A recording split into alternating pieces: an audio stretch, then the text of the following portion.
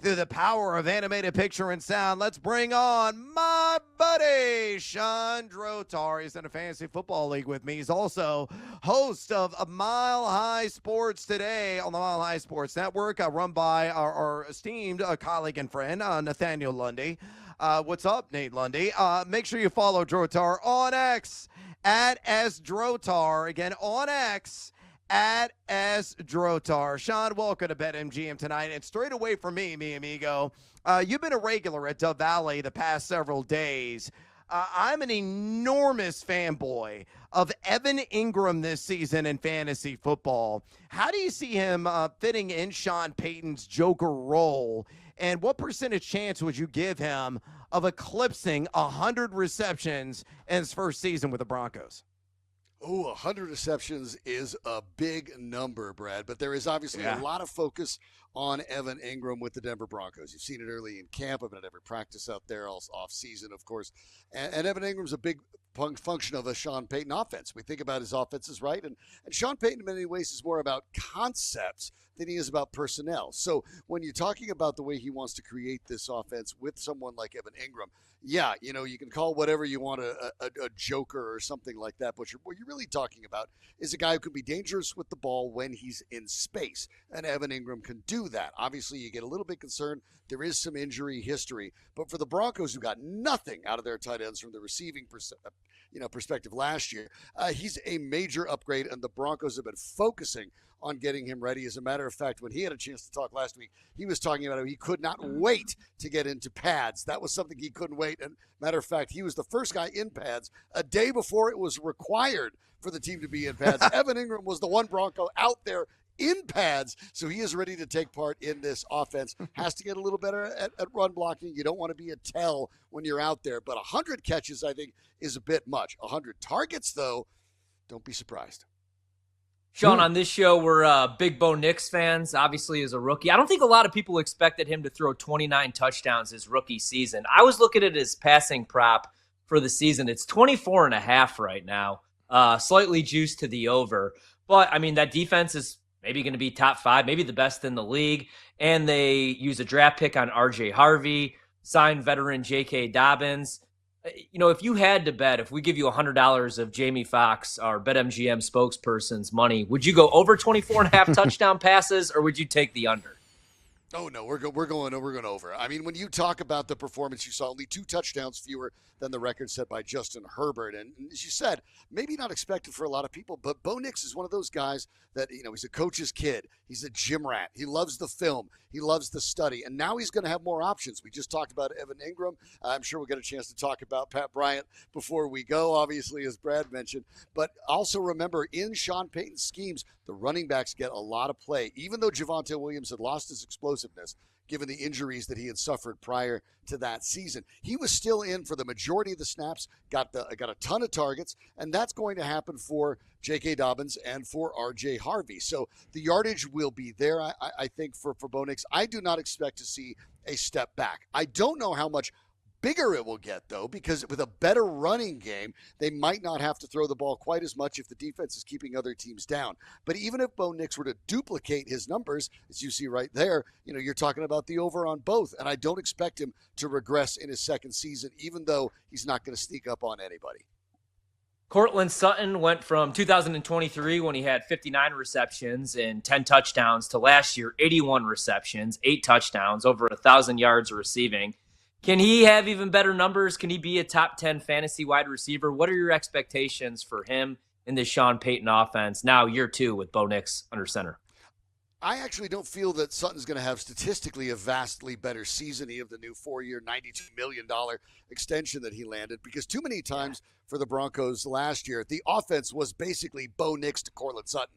I mean, that was all they had. They couldn't run the football. This is what they had to do. Now you have Engram. Now you have Dobbins. Hopefully Harvey gets in the mix. They have young receivers in Marvin Mims, in Troy Franklin, who they expect to step up, and Devon Vele, who was their number 2 last year. So it's possible that the numbers actually regress a little bit, but I expect the touchdowns to stay around the same, and I look at the yardage to be roughly the same. He could have a better year for the Denver Broncos, even if the statistics do not jump forward. But it is worth noting that 10 touchdown season, as you brought up, Ryan, you're talking about 2 seasons ago. Remember who his quarterback was? Remember who that offense was? That was Russell Wilson in an offense that made last year's Broncos offense, I mean, look like the Peyton Manning offense of old with the Broncos. So, yeah, this offense should be better. It's possibly gets better, but for Courtland Sutton, I expect numbers to be rather similar, if not regressing a little bit. But he is absolutely the number 1, number 2, and number 3 option in the red zone for Bo Nix. We're talking to the delightful and insightful Shawn Drotar, host of Mile High Sports Today in the Denver area. Follow him on X, would you kindly, at @SDrotar. Again, on X. He's always bringing it to you there. At @SDrotar. Shawn, Payton has talked highly of both running backs, R.J. Harvey and J.K. Dobbins, so far this summer. As you've seen, they're in, front and center and live and living color. What do you feel the backfield split is going to look like come week 1 against the Tennessee Titans? I am a heavy investor right now in a lot of R.J. Harvey stock in fantasy football. However, he is going 40 picks ahead of J.K. Dobbins right now, an average half-point PPR draft. So break down the backfield of the Denver Broncos and your expectations as the season drags on. Well, the first thing I had to get used to was actually, be around R.J. Harvey, a guy whose quads are as big as my waist, which is just remarkable. I mean, he's obviously a really solidly built guy. We know he's explosive. He was the offense at UCF, and the Broncos do have big plans for him. But it's also worth noting they got Dobbins after they drafted R.J. Harvey. So this isn't just we plan on handing him the keys. They needed more from the running back position. Payton does like using a little bit of running back committee. He's done that over the course of his career. But one of the things that we saw again with Javonte Williams last year, Williams got most of the play, even though he lost his explosiveness, because he can pass protect. And that is something R.J. Harvey has not been asked to do at any point in his career until now. And I will just suffice it to say, being out of training camp without giving away things you're not supposed to give away, that is a work in progress. And for Sean Payton, realistically, I would expect the split from the beginning to be more or less J.K. Dobbins' show, and Harvey will be in maybe on certain early downs and hoping for explosive plays. But the third down, I fully expect Dobbins to be the guy. Both of them can catch out of the backfield. For fantasy players that are talking about that, with the hype train for Harvey, I think is really, there's reasons for it, but it's probably people are buying a little high right now. I don't think in week 1 he's going to be the primary ball carrier. Dobbins is going to be the primary ball carrier until and unless Harvey takes it from him. The Broncos hope that happens, obviously, but they're not going to rush it, because as long as J.K. Dobbins is healthy, as we all know, this is a guy that's a really good, really skilled running back. As a matter of fact, the 4 returning running backs for the Denver Broncos, total yards, touchdowns, receiving yards, all of it, J.K. Dobbins outperformed them. When I say them, I mean all 4 of them combined. So the Broncos are going to hand this to Dobbins, and then over the course of the season, we'll see it build up to Harvey. But from the early going, no, Dobbins is going to be the guy. Yeah, so take a chill pill, folks. If you're investing, he is going R.J. Harvey right now at RB24 in average fantasy drafts. And again, J.K. Dobbins is all slipping down to like RB38 to that RB40 range. So you could conceivably invest in both backs at their current ADPs. And if you do that, trot J.K. Dobbins out there, maybe the first handful of games of the season, and then ride the gravy train that will be R.J. Harvey from week 10 on, because I think he does have those Alvin Kamara-like tendencies. And of course, Sean Payton did magical work with Kamara early on in his career and really propelled him to greatness, which he is still putting up stupid numbers in some craptastic offenses down there on Bourbon Street. Drotar, we'll get you out here on this one. And you know what's already coming. Shawn, as you know all so well, I had the pleasure of watching every single snap of Pat Bryant's career at Illinois, and including in person and home games at Memorial Stadium in Champaign as a season ticket holder. Payton has compared him, believe it or not, to Michael Thomas, formerly, of course, the New Orleans Saints. What do you anticipate Pat Bryant's role looking like in week 1 against the Tennessee Titans? And do you feel that he'll be Nix's primary WR2 as the season transpires? What are your thoughts on my boy, Pat Bryant? It is possible. Obviously, he's a quick study. They like a lot what he can do. They like the route running. They like the hands. They like the way he boxes guys out on defense so he can go ahead and catch those first down passes, those touchdown passes, high point in the end zone. They like all of that. The Broncos wide receiver 2 spot, as you pointed out, is really up for grabs. Devon Vele, the late round pick, an older rookie out of Utah, held it last year. He was slightly outgained in yardage by Marvin Mims, who the Broncos have big time plans for, but he's not going to be sitting on the outside every time.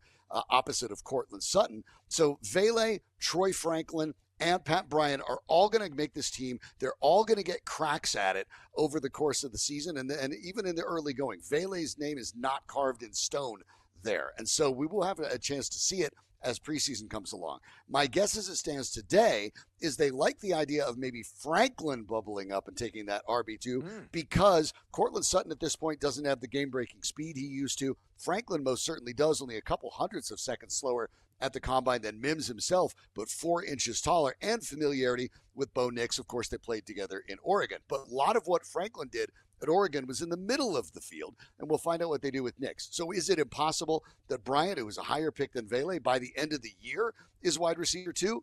I can see that being a possibility. But in the early going, no, I think as long as Vele is healthy, he's going to get it unless somebody really steps up. But they have plans for all of these receivers. Remember, last year for the Broncos, even little Jordan Humphrey followed Sean Payton around, got himself a handful of catches and some opportunities. So Pat Bryant is going to get his chance. Wide receiver 2 is really up for grabs for 4 young receivers the Broncos have selected in only the past 3 seasons.